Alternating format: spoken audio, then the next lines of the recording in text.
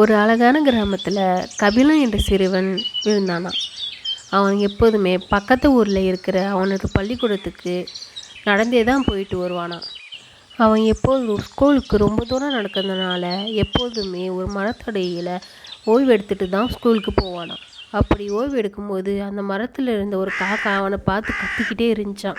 என்ன இந்த காகம் நம்மளை பார்த்து கத்திக்கிட்டே இருக்கு, என்னாச்சு?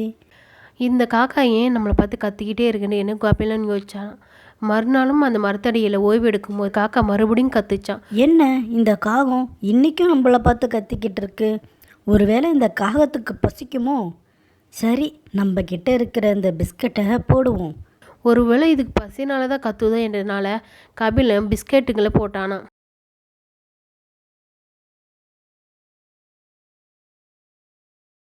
மறுநாள் அவனுக்கு ஸ்கூலுக்கு நேரம் ஆயிடுச்சுனால காக்காவுக்கு பிஸ்கெட் கொடுக்காம போயிட்டானான். அவன் ஸ்கூல் முடிஞ்சு வீட்டுக்கு வரும்போது அந்த காக்கா அவனை வேகமாக துரத்துச்சான்.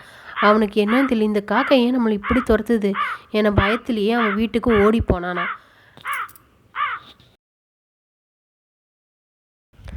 வீட்டுக்கு போனோன்னா அவங்க அம்மா வந்து கேட்டான், ஏன் கபிலா இப்படி கத்திட்டு வர அப்படின்னு. கபிலா, என்னாச்சு, ஏன் இவ்வளோ வேகமாக ஓடி வர? ஏதாச்சும் பார்த்து பயந்துட்டியா? என்னாச்சு சொல்கிறா? அம்மா, அந்த காகம் என்னை துரத்திட்டே வருதுமா, எதுக்குன்னே தெரியலம்மா. அங்கே பாருங்க, மேலே இருக்கு.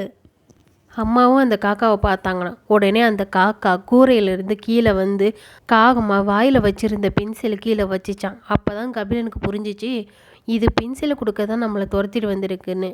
அதுலேருந்து காக்காவும் கபிலனும் ரொம்ப நெருங்கிய நண்பர்கள் ஆகிட்டாங்களாம். நம்மளுடைய சேனலை மறக்காமல் சப்ஸ்கிரைப் பண்ணி வச்சுக்கோங்க.